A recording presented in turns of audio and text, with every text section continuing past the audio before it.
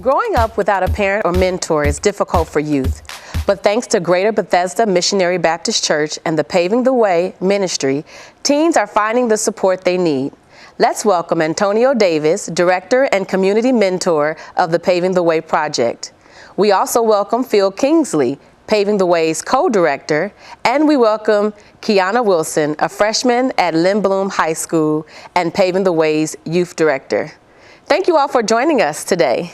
Tell me, how did the Paving the Way project begin, and just tell us more about the ministry. Well, it was a thought in my head. I never thought that, it'd get to where it is now. Just giving back to the community and giving back to the youth. I grew up without a father, so that was my take on it. Something everyday things that we deal with is pretty much what Paving the Way is. So whether it's growing up without a father, getting stopped by the police, or single mothers with raising boys, pretty much Paving the Way for me. Sounds like a great and much needed asset to the community. Antonio, tell us about what fuels your passion to be a part of this ministry. I think it's my kids. When I look at my kids, and then you hear about so much violence in the city of Chicago, you not only want your household kids to grow up, but you want the youth of Chicago to grow up. So what are some of the opportunities and programs that you offer with Paving the Way? We're developing programming with keeping the community in mind. A lot of people try to tell them what the problems are, especially when it comes to quote unquote the authorities or the people who try to say that they're experts. And there's no more of an expert than the community themselves. They're the ones who are going through the problems. They're the ones who understand what it's like to go through those problems.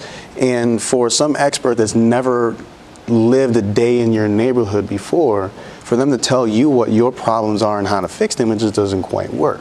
So with the forums that we have already had and the conversations and whatnot we've already had with the community, we're asking them the questions and asking them to provide the answers to us so that we can develop the programming that fits specifically tailored to that community. Let's bring Kiana into this conversation. With you being a young person, tell us the role that you serve as the youth director for Paving the Way and how that has affected your life. Well, my job as a youth director is just basically to get the youth involved. I always say you can't talk to the youth if you don't have a youth person for them to look up to.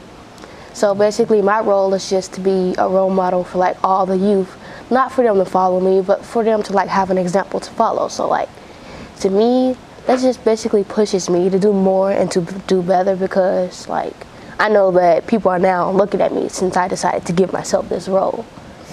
So that just lets me know, you gotta keep your grades up in school and keep keep others encouraged and stuff. I have to stay encouraged. And what are some of the challenges that you face as a young woman in leadership in the community? Basically, to always do good. Nobody's perfect, so everybody's since you gave yourself a role, you have to do this and do that. But I'm still a kid myself, so I'm going to make mistakes. And basically, the mistakes I make should be the ones that they see, because they should know that they can make mistakes too, and basically live up to them. Sounds great. Thanks. So can you guys speak a little more about some of the things that the youth can participate in when they sign up for Paving the Way? And are there any stories that you can share with us of a young person that you met and that may have caused a life-changing experience or transformation for yourself? Some of the programming we are developing is a lot of it is tailored towards our youth and young adults. There's a lot of misguided people of boys and girls that are in the community, and we're trying to provide an avenue to help them to understand what it is that a man does. the responsibilities that have been given to us under the divine order of God. Also young girls, so that they understand what it's like, how they're supposed to be treated. I think that's a very large aspect in today's world, where a lot of girls are growing up. They don't have that positive male role model in the home, or the father being in the home to let them know that they do hold a very high value. And for them to devalue themselves in certain ways, especially when it comes to social media, to make it seem like they're not worthy of respect. They're not worthy of allowing themselves to be a person of value. And in such ways, you see a lot of them are posting provocative photos of themselves. And it's not right for them to do that. They don't understand that they should be respected. They should be looked upon as not as a piece of meat, but as a person who does hold a position in society that is worth having around, that she is more of a queen. And our young boys need to understand that they are a king, and they should be conducting themselves as such.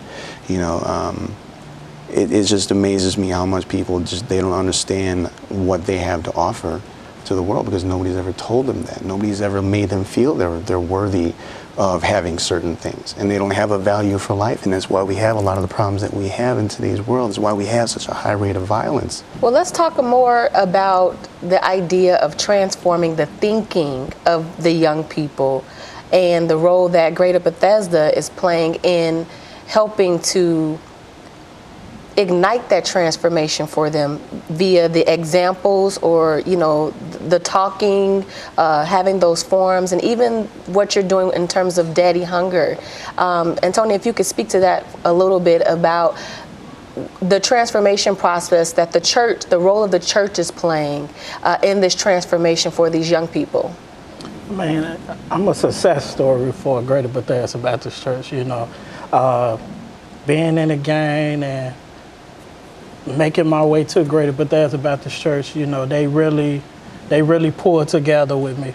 At first it was like a little struggle, like, I ain't into this church stuff, But, they provided pretty much everything that I needed. So I really didn't have no excuse to be in the streets, because I needed a job. So they provided me a job. I had my first son. So I was like, okay, this ain't making enough. So they went out and they bought the baby crib, they bought the stroller, everything. So it was like, you have no excuse, why you can't be here, and I think that's what I try to play the role of, being in the youth life, through mentorship and just things that we're doing in the community. I try to give it my all and lead by example. Tell us about some of the joys you've experienced while working with these young people. I'll start with you, Kiana. If you have a story or a joy that you would like to share with us. Okay, so right now we're planning a cool down for the youth, and me and our other partners, we decided to I'm like, the youth, at our church, they take things for granted, because, like Antonio said, there's a lot of programs for them at the church that, sometimes kids who get a lot, they take that for granted. So I'm like, they need to earn things. Like, we're not about to spend all this money on them and they didn't do anything. So we're planning, we have permission slips. So you have to help your mom and stuff, and you get this number of points. So my sister, she's usually the person in the church who's running around, jumping off the walls and stuff. So the funny thing is, we handed her this slip and she was like, so I have to get this many points. It's like she dropped everything she was doing and picked up a broom in the church and she started sweeping. Wow. And she was like, okay, I swept this floor. How many points do I get? And I'm like, okay, you get 5 points. She's like, that's not enough. So she started wiping the windows, and I'm like, weren't you just jumping over there? She was like, yeah, but I need to plan this cool down. So the person gets the most points, they get to plan. So she's like, I'm usually bad, but I really want to plan this cool down, so I'm going to actually cool down. So that's a funny thing. So basically we giving them the opportunity to help out and do things in the church, and they're taking that into consideration of how they act. Mm-hmm. Well, thank you for sharing with us the joys of the Paving the Way Project and how this transformation process is starting. I'm LaShondra Stevens for Different Drummers and the Greater Chicago Broadcast Ministries. Keep the faith.